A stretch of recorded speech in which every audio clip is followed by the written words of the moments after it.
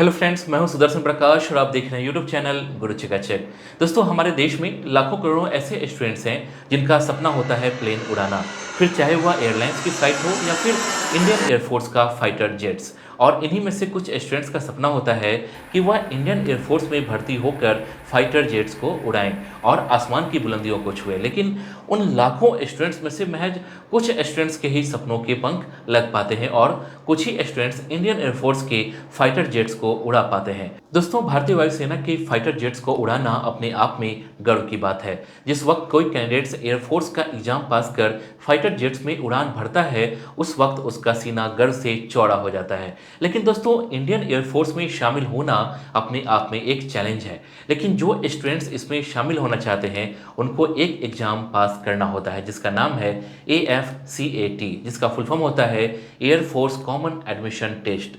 इस एग्जाम को पास करने के बाद ही भारतीय वायुसेना में भर्ती होने का आपका सपना पूरा हो सकता है।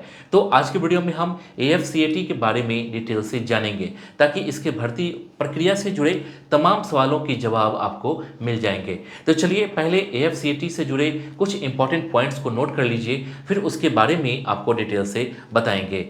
सबसे पहले AFCAT द्वारा कौन सी पोस्ट मिलती है, क्वालिफिकेशन क्या चाहिए, एज लिमिट क्या है, एग्जाम फॉर्म कब निकलता है, फिजिकल टेस्ट में क्या होता है, एग्जाम पैटर्न क्या है, सिलेबस क्या है, इंटरव्यू कैसे होता है, प्रमोशन कैसे होता है और लास्ट में AFCAT एग्जाम की तैयारी कैसे करें।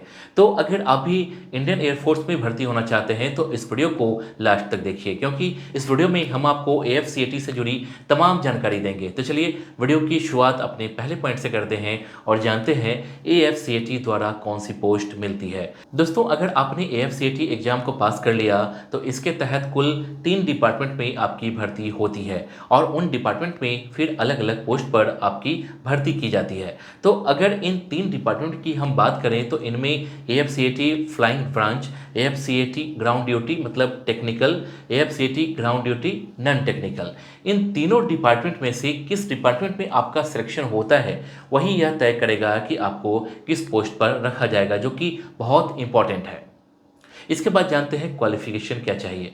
दोस्तों, जैसा कि आपको पहले पॉइंट में ही बता चुके हैं कि इसमें कुल 3 ब्रांच में रिक्रूटमेंट होती है और तीनों अलग अलग ब्रांच है, लिहाजा तीनों में एजुकेशनल क्वालिफिकेशन की डिमांड भी अलग अलग है। इस बात का ध्यान रखें, आपको एक एक करके हम बताते हैं कि किस डिपार्टमेंट में क्या क्वालिफिकेशन चाहिए। दोस्तों, अगर AFCAT फ्लाइंग ब्रांच की बात करें तो इसमें कैंडिडेट्स को 12th पास होना जरूरी है, वह भी 12th में मैथ्स और फिजिक्स में कम से कम 60% मार्क्स होनी चाहिए। इसके अलावा BE मतलब बैचलर ऑफ इंजीनियरिंग या BTech मतलब बैचलर ऑफ टेक्नोलॉजी पास होना चाहिए, वह भी 60% मार्क्स के साथ, तभी आप AFCAT में भर्ती के लिए अप्लाई कर सकते हैं।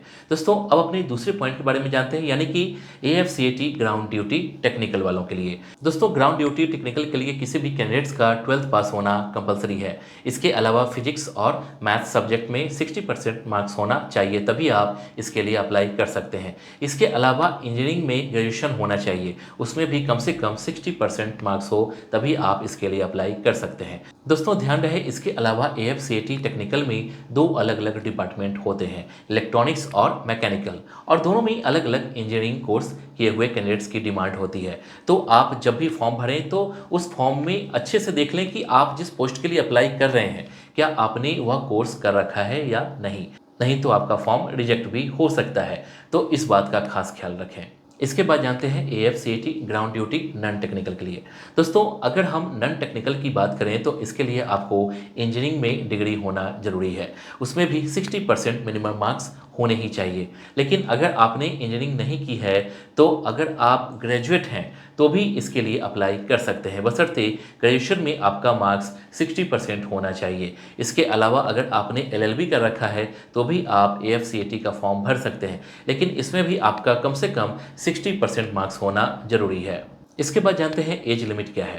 दोस्तों, अगर इसमें एज लिमिट की बात करें तो जैसा कि आपको पता है कि इसमें कुल 3 डिपार्टमेंट में भर्तियां होती हैं, लिहाजा तीनों में एज लिमिट भी अलग अलग होती है। जैसे अगर आप फ्लाइंग ब्रांच के लिए अप्लाई करते हैं तो आपकी उम्र 20 से 24 साल के बीच होनी चाहिए, लेकिन अगर आपके पास किसी मान्यता प्राप्त संस्था से पायलट का लाइसेंस है तो आपकी उम्र में 2 साल की छूट दी जाती है। यानी कि अगर आपके पास लाइसेंस है तो आप 26 साल की उम्र तक अप्लाई कर सकते हैं। जबकि अगर टेक्निकल और नॉन टेक्निकल की बात करें तो इसमें कैंडिडेट्स की एज 20 से 26 साल के बीच होनी चाहिए, तभी आप इसमें अप्लाई कर सकते हैं। दोस्तों साथ ही इसमें एक बात का और खास ख्याल रखें कि ऐसे कैंडिडेट्स जिनकी उम्र 25 साल से कम है वो अनमैरिड होने चाहिए। साथ ही अगर आपका इसमें सिलेक्शन हो जाता है तो आपको ट्रेनिंग के दौरान शादी करने की अनुमति नहीं दी जाएगी। इसके बाद जानते हैं एग्जाम फॉर्म कब निकलता है। दोस्तों अगर आप भी AFCAT का एग्जाम पास कर इंडियन एयरफोर्स में भर्ती होना चाहते हैं तो आपको ये नहीं पता है कि इसका फॉर्म आखिर कब निकलता है, तो मैं आपको बता दूं कि इसका फॉर्म साल में 2 बार निकलता है। पहली बार फरवरी में इसका फॉर्म निकलता है तो दूसरी बार अगस्त या सितंबर में निकलता है। यानी कि आपको साल में 2 बार इसके एग्जाम में बैठने के मौके मिलेंगे। इसके बाद जानते हैं फिजिकल टेस्ट में क्या होता है। दोस्तों अगर आप भी इंडियन एयरफोर्स में शामिल होना चाहते हैं तो आपको फिटनेस पर ज़्यादा ध्यान देना होगा, क्योंकि इसमें किसी भी तरह की कोई छूट नहीं दी जाती है। आपको खुद को मेंटली और फिजिकली दोनों तरह से फिट रखना होगा। लेकिन कई स्टूडेंट्स का सवाल होता है कि फिजिकल टेस्ट में क्या होता है, तो चलिए आपको वो भी बताते हैं। इसमें 15 मिनट में 4 किलोमीटर की दौड़, स्किपिंग मतलब रस्सी कूदना, पुशअप एंड सिट यूपेस, 3 से 4 मीटर रस्सी पर चढ़ना, 25 मीटर तैरना, ये सारे टेस्ट आपको देने होंगे जो कि बिल्कुल कंपलसरी है। तो अगर आप भी भारतीय वायुसेना में भर्ती होने का सपना देख रहे हैं तो अपने आप को इन सारे मामलों में फिट रखें, तभी आपका सिलेक्शन हो पाएगा। इसके बाद जानते हैं एग्जाम पैटर्न क्या है। दोस्तों अगर AFCAT के एग्जाम पैटर्न की बात करें तो जैसा कि आपको पता है कि इसमें 3 डिपार्टमेंट में भर्तियां होती हैं, लिहाजा फ्लाइंग ब्रांच और नॉन टेक्निकल का एग्जाम पैटर्न एक ही है, जबकि टेक्निकल के लिए एग्जाम पैटर्न अलग अलग है। तो चलिए पहले फ्लाइंग ब्रांच और नॉन टेक्निकल का एग्जाम पैटर्न जान लेते हैं। इसमें एग्जाम ऑनलाइन मोड में होंगे, नंबर ऑफ क्वेश्चन 100 होंगे, नंबर ऑफ मार्क्स 300 होंगे, टाइम ड्यूरेशन 120 मिनट्स यानी कि 2 घंटे के होंगे। जबकि अगर टेक्निकल की बात करें तो इसमें एग्जाम ऑनलाइन मोड में होगा, नंबर ऑफ क्वेश्चन 50 होंगे, नंबर ऑफ मार्क्स 150 होंगे। साथ ही दोस्तों ये भी ध्यान रहे कि इसमें नेगेटिव मार्किंग भी होती है। अगर आपने एक क्वेश्चन का आंसर गलत दिया तो आपके 1 नंबर कट जाएंगे, इसलिए सोच समझकर सारे क्वेश्चन के आंसर दें। ओके, इसके बाद जानते हैं सिलेबस क्या है। दोस्तों अगर आप भी AFCAT की तैयारी कर रहे हैं तो आपको इसके सिलेबस के बारे में जानना जरूरी है, ताकि आपको इसकी तैयारी करने में आसानी हो। दोस्तों इसमें ग्राउंड, फ्लाइंग ब्रांच और नॉन टेक्निकल के लिए एक ही सिलेबस है, जबकि अगर आप टेक्निकल के हैं तो आपका सिलेबस अलग होगा। तो चलिए पहले ग्राउंड, फ्लाइंग ब्रांच और नॉन टेक्निकल के लिए सिलेबस के बारे में जान लेते हैं। इसमें general awareness, English, numerical ability, reasoning and aptitude test. दोस्तों एक बात याद रहे कि जनरल अवेयरनेस में आपसे history, geography, sports, culture, politics, defence जैसे सब्जेक्ट से सवाल पूछे जाएंगे, तो इसकी तैयारी अच्छे से कर लें। वहीं अगर टेक्निकल कैंडिडेट्स की सिलेबस की बात करें तो इसमें fundamental engineering, allied engineering topics, computer science engineering, mechanical engineering, electrical and electronics engineering, in subject से सवाल पूछे जाएंगे। तो टेक्निकल कैंडिडेट्स इसकी तैयारी अच्छे से कर लें। इसके बाद जानते हैं इंटरव्यू कैसे होता है। दोस्तों इसका इंटरव्यू सबसे ज़्यादा हार्ड होता है, इसलिए इसकी तैयारी में कोई कसर ना छोड़ें, क्योंकि इसमें अधिकारी आपके सामने होंगे और आपकी बुद्धि कौशल को देखेंगे।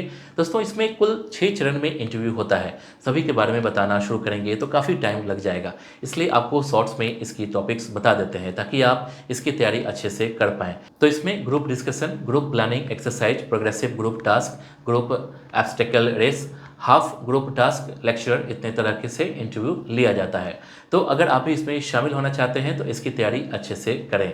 इसके बाद जानते हैं प्रमोशन कैसे होता है। दोस्तों इसमें प्रमोशन के भी काफ़ी अच्छे चांसेस होते हैं, यानी कि अगर आपने अच्छा प्रदर्शन किया तो आपको प्रमोशन दिया जा सकता है, जबकि आपके अनुभव के आधार पर ही प्रमोशन दिया जाता है। जैसे फ्लाइंग ऑफिसर के रूप में 3 साल तक काम करने के बाद आपको फ्लाइट लेफ्टिनेंट के रूप में प्रमोशन मिलता है।